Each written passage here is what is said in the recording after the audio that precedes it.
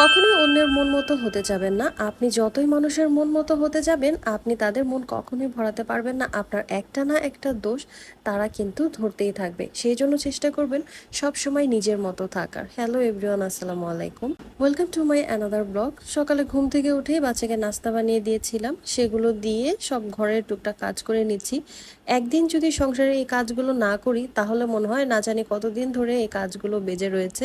মাথার ভিতরে কেমন বোঝা মনে হয়। সকালে ঘুম থেকে উঠেই সবকিছু ঝেড়ে মুছে ক্লিয়ার করে নিচ্ছি। আর এগুলো করতে করতে একটা কথা আপনাদের সাথে শেয়ার করি, কখনো অন্যের মন মতো হওয়ার চেষ্টা করবেন না।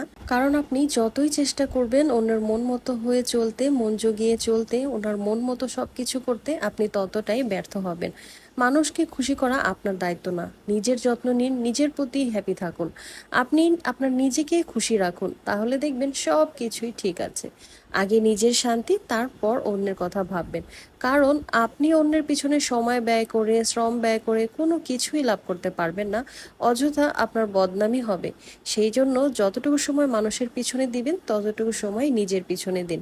দেখবেন নিজের মনও ভালো লাগবে, শরীরও ভালো থাকবে, সব দিক দিয়েই ভালো থাকবেন আপনি। যত কম মানুষের সাথে মিশতে পারবেন, ততই ভালো লাগবে। এটা আমি দিন দিন বুঝতে পারছি যে যত কম মানুষের সাথে মিশা যায়, ততই ঝামেলাও কম হয় আর নেগেটিভিটিটাও কম থাকে। তো সকালে ঘুম থেকে উঠেই সব কাজ সেরে নিয়েছি, আর এখন একটু নিজের জন্য নাস্তা বানিয়ে নিচ্ছি। নাস্তা বলতে শুধু মায়োনিজ দিয়ে একটু ব্রেড খাবো, আর এটা বাচ্চাকেও দিয়েছিলাম মূলত। সাথে ওর সাথে আমিও আজকে এটাই হচ্ছে ব্রেকফাস্ট করে নিয়েছি।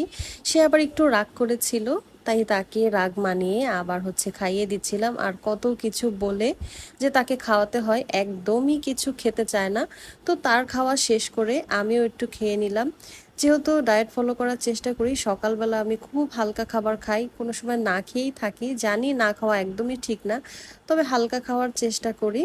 তারপর রান্না বান্নার জন্য চলে এসেছি, আর আজকে রান্না করব মাছ দিয়ে আলু বেগুন, আর সাথে হচ্ছে ঢেঁড়স ভাজি করব। রান্নাটা আমি সকাল সকালই করার চেষ্টা করি কয়েকদিন ধরে। আগে তো রান্না করতে করতে বেশ দেরি হয়ে যেত। তো এখন চেষ্টা করি সকালে ঘুম থেকে উঠে বাকি কাজগুলো সেরে রান্নাটা ঝটপট সেরে ফেলার। রান্না যদি তাড়াতাড়ি হয়ে যায়, তাহলে দেখা যায় অনেকটা দিনের সময় পাওয়া যায়।